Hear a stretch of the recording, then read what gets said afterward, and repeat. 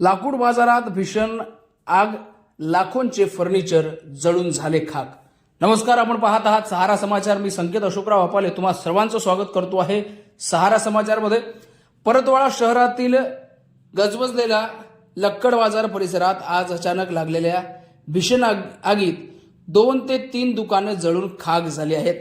प्राथमिक अंदाजानुसार विद्युत शॉर्ट सर्किटमुळे किंवा विद्युत घर्षण ही आग लागली असू शकते। यामध्ये व्यापाऱ्यांच्या लाखो रुपयांचा माल जळून खाक झाला आहे। मात्र स्थानिक युवकांच्या मदतीमुळे मोठा अनर्थ टळला आहे।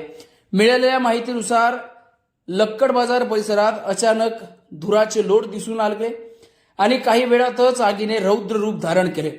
लाकूड आणि ज्वलनशील पदार्थाची उपस्थिती असल्याने आग वेगाने पसरली। आगीची माहिती मिळताच परिसरामध्ये एकच खळबळ उडाली होती। आगीची भीषणता पाहून तातडीने अचलपूर, चांदूर बाजार आणि अंजनगाव सुर्जी येथील नगरपालिकेचे अग्निशामक दल त्या ठिकाणी पाचारण करण्यात आले।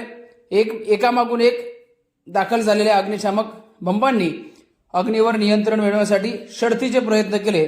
स्थानिक युवकांनी वाचवलेले मोठे नुकसान, ही आग विझवण्यात स्थानिक युवकांचे मोठे योगदान राहिले।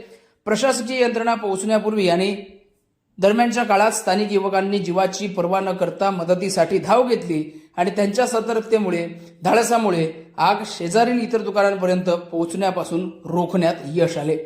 अन्यथा नुकसानाचा आकडा हा मोठा झाला असता। घटनेची माहिती मिळताच पोलीस प्रशासन आणि नगरपालिका प्रशासनाच्या अधिकाऱ्यांनी घटनास्थळी धाव घेतली। परिस्थितीवर नियंत्रण मिळवण्यात आले असून सध्या कुलिंग ऑपरेशन सुरू आहे।